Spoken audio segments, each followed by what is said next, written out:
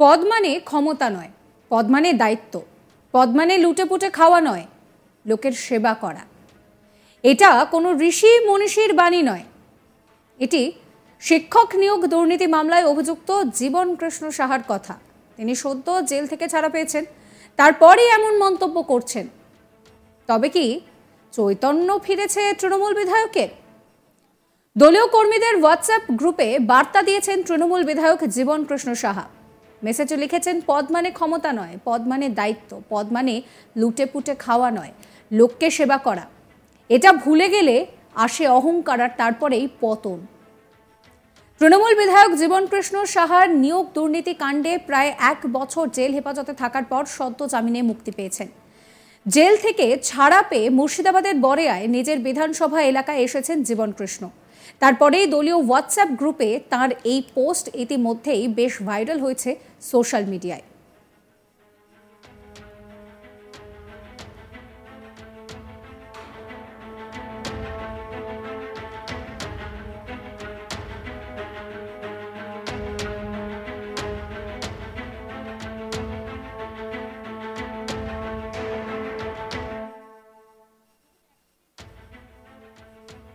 এই নিয়ে আমার কলিগ গোপাল ঠাকুরের একটি রিপোর্ট দেখাবো। মুর্শিদাবাদ জেলার বড়োয়ার বিধানসভার তৃণমূল কংগ্রেসের বিধায়ক জীবন কৃষ্ণ সাহা তার সাংগঠনিক একটি হোয়াটসঅ্যাপ গ্রুপে একটি বিতর্কিত লাইন লিখেছেন, যা নিয়ে রীতিমতো রাজনৈতিকভাবে শোরগোল এবং বিতর্ক শুরু হয়েছে।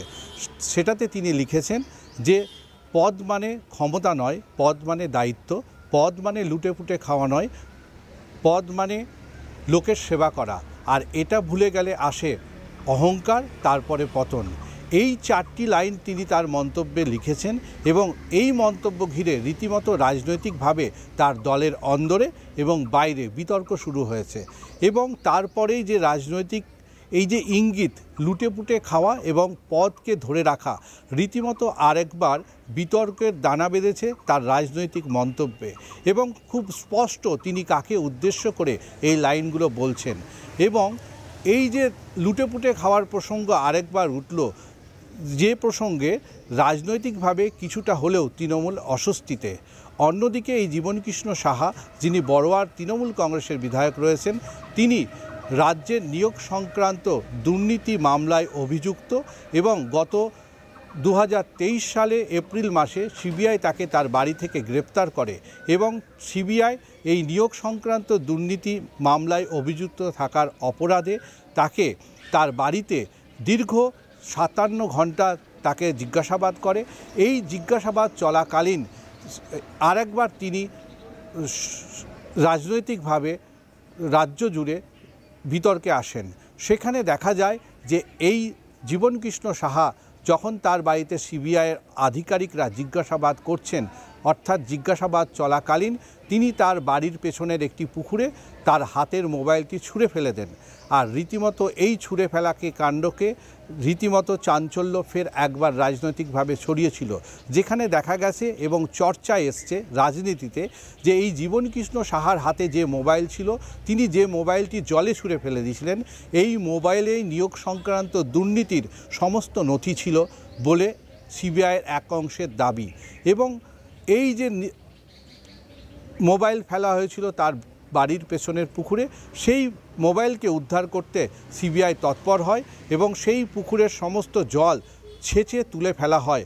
পরবর্তী ক্ষেত্রে সেই পুকুরের জলে জেসিবি নামায় সিবিআই এবং জেসিবি দিয়ে সেই মাটি খুঁড়ে এবং শেষ পর্যন্ত সেই মোবাইল উদ্ধার হয়। তারপরেই গত বছর অর্থাৎ এপ্রিল মাসে এই জীবন কৃষ্ণ সাহাকে সিবিআই গ্রেপ্তার করে এবং টানা 1 বছরের বেশি সময় ধরে জেল খাটার পর জীবন কৃষ্ণ সাহা, যিনি 2024 লোকসভা নির্বাচনের পরে তার জামিনে ছাড়া পান, আর এই জামিনে ছাড়া পাওয়ার পরেই তিনি তার বাসভবন বড়োয়ার বিধানসভা এলাকায় আসেন। তারপরেই বেশ কয়েকদিন না যেতেই এই যে বড়োয়ার বিভিন্ন সাংগঠনিক যে হোয়াটসঅ্যাপ গ্রুপ রয়েছে, সেই হোয়াটসঅ্যাপ গ্রুপে এই রকমই লুটে পুটে খাওয়া এবং মানুষের সেবা করা এই সংক্রান্ত বিষয় নিয়ে যে মন্তব্য বা যে হোয়াটসঅ্যাপ গ্রুপে তিনি লিখেছেন, তা রীতিমতো আরেকবার অস্বস্তিতে মুর্শিদাবাদ জেলা অর্থাৎ বহরমপুর মুর্শিদাবাদ সাংগঠনিক জেলা সাংগঠনিক দায়িত্বে যারা রয়েছেন তারা। অন্যদিকে বিরোধীরা বলেছেন যে এই যে জীবনকৃষ্ণ সাহা যিনি মন্তব্য করেছেন, সেখানে বিরোধীরা তাকে কটাক্ষ করে বলেছেন এটা আবার ভূতের মুখে রাম নাম, অর্থাৎ যিনি নিয়োগ দুর্নীতি সংক্রান্ত মামলায় অভিযুক্ত এবং জেল খেটেছেন তিনি আবার এই লুটেপুটে খাওয়া প্রসঙ্গে মন্তব্য করছেন। অন্যদিকে আরও অন্যান্যরা বলেছেন যে তার হয়তো জেল থেকে বেরিয়ে আসার পর তার চৈতন্য ফিরেছে, অর্থাৎ তার মধ্যে চৈতন্যের সঞ্চার জেগেছে এবং নতুনভাবে তিনি বুঝতে শিখেছেন। যাই হোক, রীতিমতো এই মন্তব্য ঘিরে রাজনৈতিক জল্পনা শুরু হয়েছে এবং ফের একবার মুর্শিদাবাদ জেলার সাংগঠনিকভাবে জল্পনার এবং চর্চার মধ্যে রয়েছে। লোকসভা ভোটের মাঝেই গত 14ই মে জীবনকৃষ্ণ সাহার জামিন মঞ্জুর করে সুপ্রিম কোর্ট। নবম দশম শ্রেণীর শিক্ষক নিয়োগ দুর্নীতি মামলায় তাকে গ্রেফতার করেছিল সিবিআই। টাকা নিয়ে সরকারি চাকরি দেওয়ার অভিযোগ ওঠে তার বিরুদ্ধে। 2023 সালের 17ই এপ্রিল জীবনকৃষ্ণকে গ্রেফতার করে সিবিআই। তারপর কলকাতা হাইকোর্টে জামিনের আবেদন করেন বরেয়ার তৃণমূল বিধায়ক। সেই আবেদনে সাড়া দেয়নি আদালত। তারপর জামিন চেয়ে সুপ্রিম কোর্টের দ্বারস্থ হন তিনি। একাধিকবার তার জামিনের আর্জির শুনানি পিছিয়ে যায়। জামিনের আর্জির শুনানিতে সিবিআই এর আইনজীবী জানিয়েছিলেন পুকুরে জীবনকৃষ্ণ ফোন ফেলেছিলেন, সেই ফোন উদ্ধার করা হয়। দেখা যায় চাকরি প্রার্থীরা টাকা ফেরত দেওয়া নিয়ে জীবনকৃষ্ণ সাহা এবং তাদের মধ্যে মধ্যস্থতাকারীর ভূমিকায় ছিল পুলিশ। প্রসঙ্গত 2023-এ 14ই এপ্রিল জীবনকৃষ্ণের বাড়িতে টানা তল্লাশি চালায় সিবিআই। প্রায় 65 ঘন্টা ধরে তার দফতর সহ বিভিন্ন জায়গায় চলে তল্লাশি। সিবিআই জানায় যে তদন্তে অসহযোগিতা ও তথ্য প্রমাণ লোপাট করার চেষ্টার অভিযোগে গ্রেফতার করা হয় জীবনকৃষ্ণকে।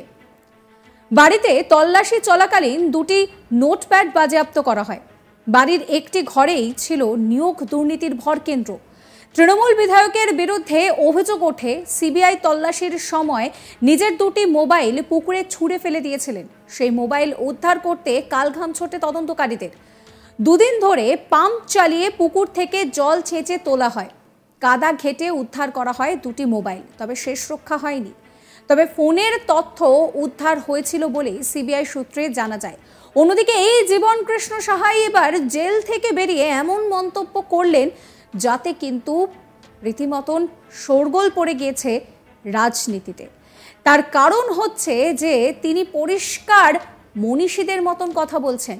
তার যে হোয়াটসঅ্যাপ স্ট্যাটাস, সেইখানে তিনি লিখেছেন যে পদ মানে ক্ষমতা নয়, পদ মানে দায়িত্ব, পদ মানে লুটে পুটে খাওয়া নয়, লোকের সেবা করা।